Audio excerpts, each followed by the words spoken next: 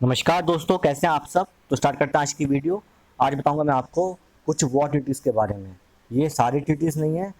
क्या था कि जो है मॉक टेस्ट सॉल्व करते टाइम मुझे लगा कि हाँ भाई, ये कुछ ट्रीटीज़ हैं, इसके बारे में आपको मालूम होना चाहिए, जिससे कि अगर एग्ज़ाम में इसके बारे में पूछते हैं और आपके सामने आता है क्वेश्चन तो आप इजीली सॉल्व कर पाएँ।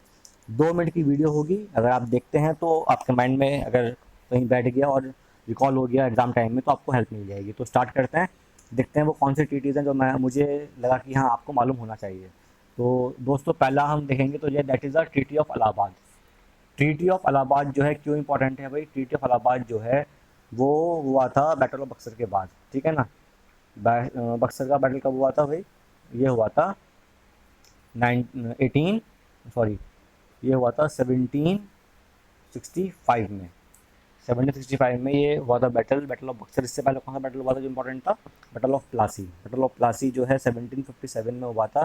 ये समझ लीजिए कि ब्रिटिश ब्रिटिशर्स का जो मतलब रूल शुरू होता है, हम एक्चुअली मानते हैं कि बैटल ऑफ प्लासी के बाद से शुरू मानते हैं, ठीक है। और बक्सर जो है, बैटल ऑफ बक्सर जो उसमें एक टर्निंग पॉइंट था कि जब उनको बक्सर के बाद जो है एक राइट मिल गया था कि हाँ आप रूल कर सकते हैं बंगाल के अंदर, ठीक है। तो बैटल ऑफ ये ट्रीटी ऑफ इलाहाबाद जो है किसके बीच में हुआ था वो आप याद रखिएगा। पहली बात तो ये 1765 में हुआ था। और किसके बीच में हुआ था, ये हुआ था रॉबर्ट क्लाइव के बीच में। रॉबर्ट क्लाइव और शुजा उद दौला एंड शाह आलम टू, ये 3 लोग थे। शाह आलम टू जो है भाई ये मुगल एम्परर थे, ठीक है। शुजा उद दौला ये अवध के मतलब जो है नवाब थे। तो इसलिए जो है ये 3 लोगों के बीच में ये ट्रीटी ऑफ इलाहाबाद हुआ था। ध्यान रखिए, इस चीज़ को पूछ लेते हैं कि ये किस किस के बीच में हुआ था और किस सन में हुआ था ट्रीटी ऑफ इलाहाबाद। इसके बाद जो नेक्स्ट ट्रीटी है उसको देख लेते हैं हम। That is treaty of Aix la Chapelle. AIX la Chapelle, ठीक है ना। ये हुआ था दोस्तों ब्रिटिशर्स और फ्रांस के बीच में। ब्रिटिश और फ्रांस के बीच में हुआ था ये। दो आप जानते हो, दोनों ही जो मतलब कंट्रीज़ थी, दोनों ने आकर रूल किया था हमारे इंडिया पर, ठीक है। और दोनों ही पावरफुल कंट्रीज़ थी अपने टाइम में। तो 1748 डेट याद रखिएगा। 1748 में ये ट्रीटी हुई थी। उस टाइम पर क्या था कि जो कि दोनों ही ब्रिटिश और फ्रांस दोनों ही मतलब जो है एक औपनिवेशिक कंट्रीज़ थे। और मतलब डिफरेंट डिफरेंट जगह जाकर मतलब उनको हथियाना, उन पर मतलब जो है जैसे क्या करते थे ब्रिटिश की जो है, जो छोटी कंट्रीज़ हैं, जो मतलब गरीब कंट्रीज़ हैं, वहाँ जाके उनको अपना अंडर में करना और वहाँ के जो रिसोर्सेज हैं उसको यूज़ करना अपने यहाँ डेवलपमेंट के लिए। तो दोनों ही कंट्रीज़ का सेम काम था और दोनों ही पावरफुल थी। तो उस टाइम पर जो है अमेरिका भी एक ऐसा ही देश था जो जहाँ पर जो दोनों ही कंट्रीज़, ये ब्रिटिश भी और फ्रांस भी वर्चस्व की लड़ाई लड़ रहे थे, ठीक है। Year of seven seven years of war भी के नाम से भी मशहूर है ये। इनके बीच में जो लड़ाई होती है, तो वो लड़ाई पूरे मतलब वर्ल्ड में हो रही थी, जहाँ पर भी ब्रिटिश और फ्रांस आमने सामने आ रहे थे। तो सेम केस इंडिया में भी था कि इंडिया में भी दोनों ये कंट्रीज थी मौजूद और इनके बीच में लड़ाई हो रही थी। तो एक ट्रीटी होती है एक्सला चैपल करके।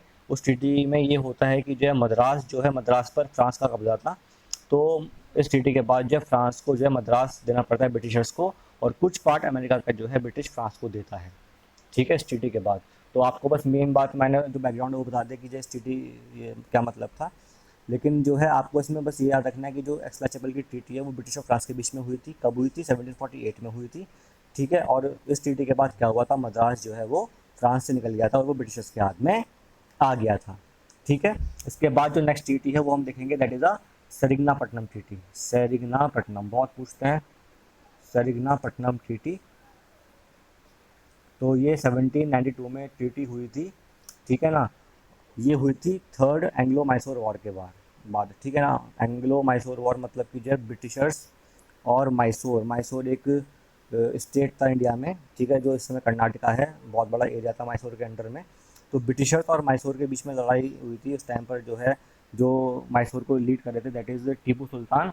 टीपू सुल्तान और ब्रिटिशर्स के बीच में लड़ाई हुई थी और उसके बाद ये ट्रीटी हुई सरिगनापट्टनम की 1792 में, ठीक है दोस्तों। उसके बाद देखते हैं next treaty is Bassein treaty. Treaty of Bassein, ठीक है ना। ट्रीटी ऑफ बसाइन जो हुई थी वो 1802 में हुई थी। इस ट्रीटी में क्या हुआ था, ये ट्रीटी हुई थी ब्रिटिशर्स और मराठास के बीच में, ठीक है ना। इसको एंग्लो मराठा वाली बोलते हैं। ये हुई थी ब्रिटिशर्स और मराठा के बीच में, ठीक है। ये हुई थी पूना में, तो इसलिए इसको बैटल ऑफ पूना ही बोलते हैं। पूना में हुई थी ये ट्रीटी। ठीक है। इस ट्रीटी के बाद जो बसाइन एरिया था वो ब्रिटिशर्स के हाथ में आ गया था, और यहाँ से जो पावर थी मराठा की वो कम होनी शुरू हो गई थी। ठीक है। एक ट्रीटी और है, treaty of Salbai. Treaty of Salbai भी दोस्तों जो है वो किसके बीच में हुई थी, मराठा और ब्रिटिश के बीच में। मराठा अपने टाइम में बहुत ही स्ट्रांग पावर थी। ठीक है। अगर उनके बीच में आंतरिक मतभेद ना होते तो जो है आप समझ लीजिए आज जो रूल होता, ब्रिटिश का रूल नहीं होता इतने टाइम तक, मराठा मराठा का रूल होता, और हमारा जो देश है पूरा वो हिंदू राष्ट्र होता। ठीक है। लेकिन अंदरूनी जो उनके बीच में लड़ाई थी उसका ही फायदा उठा के ब्रिटिशर्स ने हमारे देश पर जो है इतना लंबे समय तक कब्जा रखा। ठीक है। तो ये जो है सालबाई की ट्रीटी भी मराठा और ब्रिटिशर्स के बीच में हुई थी। ये समझने वाली बात है। उसके बाद जो है अब हम देख लेते हैं कुछ वॉर्स कब कब हुई थी। अगर हम बात करें फर्स्ट एंग्लो मैसूर वॉर, दोस्तों ये हुई थी 1766 से 1769, इस ईयर के बीच में जो है फर्स्ट एंग्लो मैसूर वॉर हुई थी। एंग्लो मतलब कि ब्रिटिश, और मैसूर मतलब कि मैसूर स्टेट। ठीक है। उसके बाद जो 1775 से लेकर 1782 के बीच में हुई थी फर्स्ट एंग्लो मराठा वार, जिसमें ब्रिटिशर्स हार गए थे। ठीक है। ध्यान रखिए 1775 से लेकर 1782 के बीच में एंग्लो मराठा वार हुई थी, इसमें ब्रिटिशर्स हार गए थे। उस टाइम पर मराठा तो बहुत स्ट्रॉन्ग थे। ठीक है। 1775 से 1782 के बीच में एंग्लो मराठा वार हुई थी। इसके अलावा अगर हम बात करें तो 1824 और 1826 के बीच में हुआ था कौन सा वॉर दोस्तों, Anglo Burmese war. Anglo Burma war हुआ था, जिसकी वजह से जो बर्मा था वो इंडिया में मिला दिया गया था। बाद में 1745 में इसको अलग किया गया है। ठीक है। तो एंग्लो बर्मा वार हुआ था 1824 से 26 के बीच में। और एंग्लो सिख वॉर हुआ था दोस्तों। एंग्लो सिख वॉर जो हुआ था वो हुआ था 1845 से लेकर 46 में, एंग्लो सिख वॉर। 45 से पहले सिख जो स्टेट था, मतलब अगर हम बात करें पंजाब से ऊपर जम्मू कश्मीर और ये इधर सिंध तक एरिया ये फ्री था, ये अंग्रेजों के अंडर में नहीं था। लेकिन जो है रंजीत सिंह जो थे उनके मरने के बाद जो है सिख स्टेट भी जो है वीक पड़ गया, और 1845 में जो इंग्लिश थे उन्होंने अटैक किया, और जो है उसके बाद ये ट्रीटी हुई, और जो ये एरिया था ये भी इंग्लिश के अंडर में आ गया था। तो 1845 से 46 के बीच में एंग्लो सिख वॉर हुआ था। ठीक है दोस्तों। तो ये कुछ वार ट्रीटीज़ हैं जो कि आपको याद रखनी है, सारी नहीं है, बहुत सारी हैं।